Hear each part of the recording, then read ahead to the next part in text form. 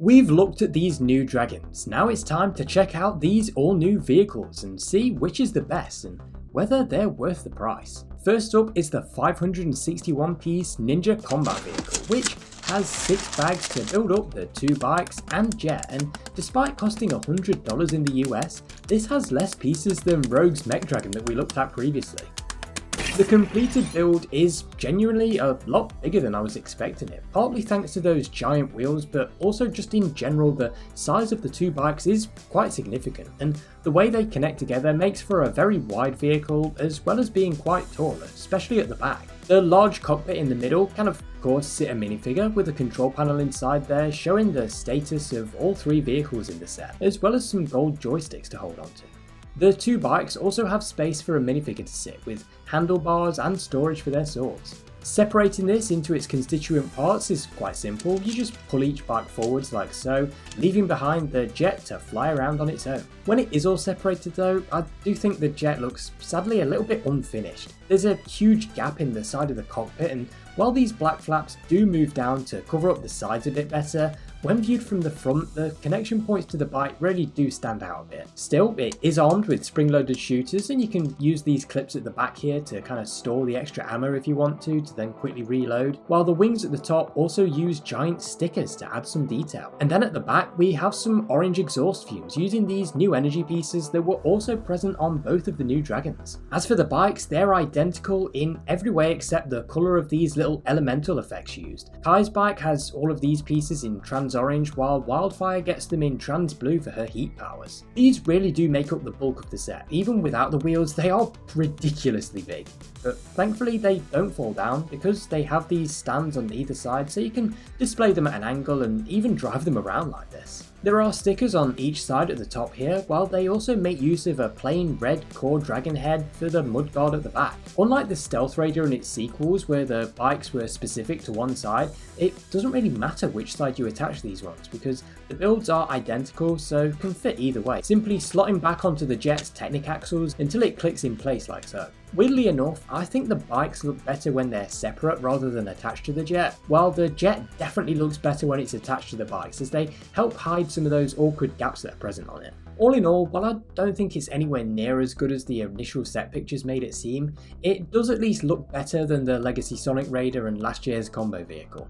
I do appreciate that we're finally getting one that isn't trying to be the next Ultrasonic Raider. As well as the vehicle, we get 6 minifigures. First up, Kai and Cole, both in these new suits. Kai is equipped with regular gold katanas, while Cole gets a sparkly lantern piece and the reveal blade. A brilliant new dual molded piece that's showing up in all of these new sets and can be used to filter out the blue on this little dragon's flag, revealing a single picture. These suits share some similarities. They've got these new masks with dragon head armor over the shoulder, and like I said in my dragons video, I think these look fine from the front if you can ignore that horribly placed mold injection mark. But from the side, they do look a bit awkward with just how far it sticks out there. The orange on Cole stands out a lot more than it does on Kai, while they both have dark red knee pads and a belt, with some dark tan straps as well on the front and back of the torso.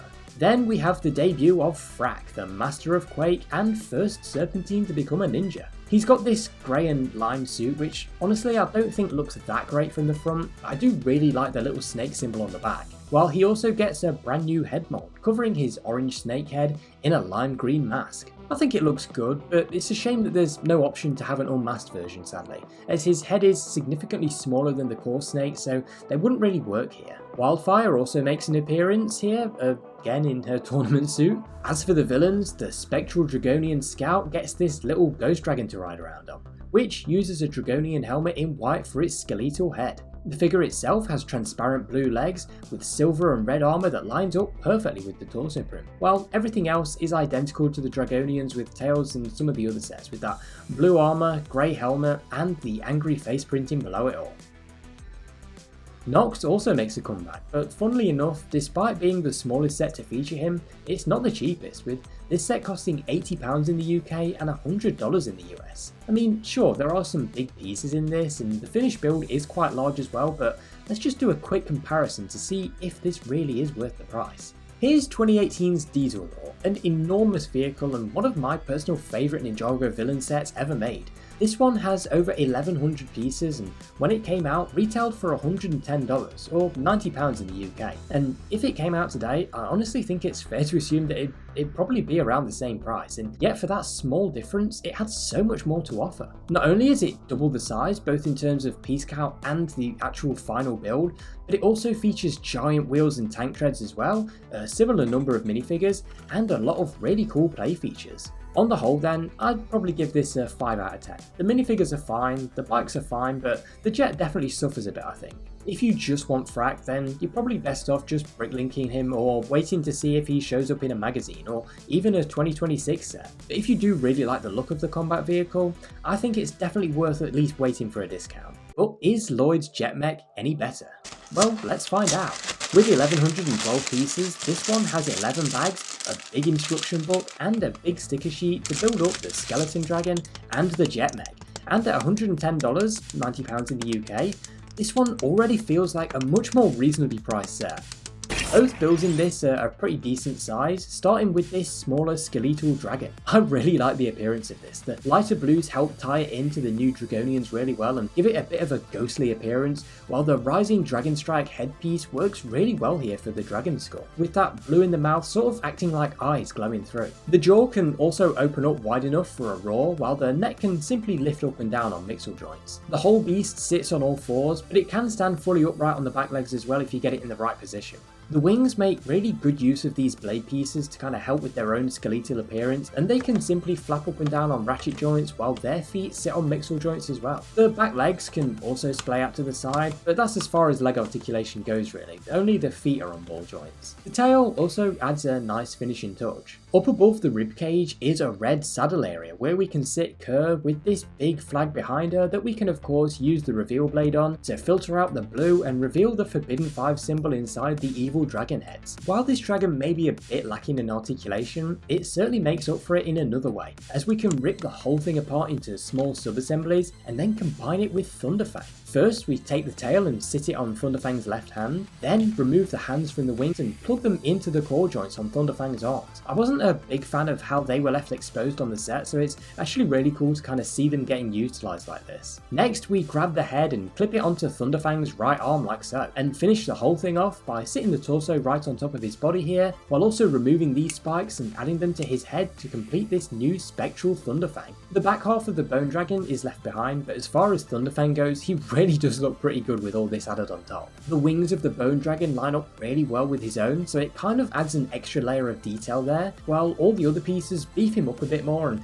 help tie him into the Spectral Dragonians better. The head on the arm is a bit weird, but I can't deny that it does look fun. All in all, it's a nice bonus to this set if you already have Thunderfang or plan on getting him as well as this set. Sora also gets this small jet to fly around on. It's pretty simple, but I do like it. It's got some pink blasters up front and a movable back section. Now for Lloyd's Jet Mech, the main build of the set. In jet mode, this is very cool. It's not huge, but still a decent size. The colour scheme is nice and consistent with green, dark green and yellow, plus giant stickers adding a lot of details to the top of the jet there. Up front we have the cockpit where Lloyd can sit, fully enclosed inside, with 2 guns up top that can rotate around slightly. The wings can also be adjusted, bringing them all the way back like this, or pulling them out all the way to the side like this. Then, right at the back, we've got these thrusters which rise up into the sky, and there's no way to actually flatten them down without also creating an unfortunate dip in the middle of the plane, but it's not a big deal. As a jet, this is quite good. It's very swooshable and it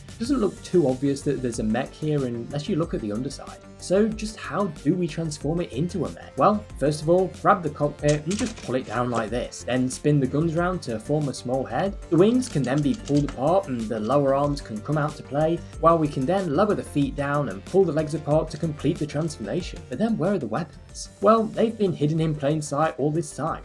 These yellow blades can just be pulled off the wings and then held by the arms to give it some swords. In mech mode, this still does look quite good. The legs are bulked up very well, both front and back, and they have a slight bend in them, although the knees are fixed in place. You can also rotate their little thrusters on the feet to line up with these ones at the tops of the legs, so even in mech mode you could kind of imagine this being able to fly itself out of danger before transforming back into the jet. The feet can not only move forwards and backwards, but also move side to side a tiny bit, while the legs themselves use big ratchet joints, so have a lot of friction, just like the shoulders, which despite the big wings on the back, do have a decent range of motion in them. I also quite like how the wings kind of act like a cape for the whole mech. It gives it a nice appearance. You can even raise the lower wing pieces back up a bit to sort of make an intermediate Jet Mech form. On the whole, a very nicely done 2-in-1 build. Now for those minifigures, and we get 5, which is one less than the combat vehicle. Lloyd and Sora are the same new suits as in the cheaper Run 2 set, but if you haven't seen my video on that, then here's another good look at them, with Lloyd also getting a reveal blade of his own. Kerr meanwhile is exclusive to this set. She's the last member of the Forbidden 5 for us to look at, wearing a brown and dark orange outfit that's partially covered in bandages that have a very cool shiny gold print, adding some creepy evil faces just like Rox and Nokt have. This pattern also continues onto the arm, which looks really good, and the back of her torso, while her brown hat partially covers her face, which is peeking out from more of those bandages and has some hair coming out the back as well. This is a really well detailed minifigure and a great addition to the Forbidden 5 collection. The Spectral Dragonian this time features a ghost tail to spice up the army a bit, while Tyr gets blue dragon wings, grey armour and a white helmet to set him apart. But his minifigure is identical to all the others. So for £90 in the UK and $110 in the US, this is definitely a fair deal. You get a really good mech that doubles as a plane with a really well done transformation feature. There's also some great minifigures, and then just to add the cherry on top, a decently sized skeleton dragon that combines with an older set as well. Out of the 4 sets that I've looked at so far, this is definitely my favourite, easily an 8 out of 10. If then you're struggling to decide between getting the combat vehicle or the Jet Mech, I'd say buy the Jet. You'll get so much more out of it for just an extra $10. This isn't the only big mech from this wave, with Legends of course offering up the Fire Knight mech as well, but we'll take a look at that in another video later this month alongside the Guardian Dragon when I eventually get them. But do you want to see me take a look at the Legends sets or the Temple Bounty first? Let me know in the comments. In any case, make sure you hit the subscribe button if you haven't already so you don't miss those videos, and in the meantime you can check out this one on screen right now.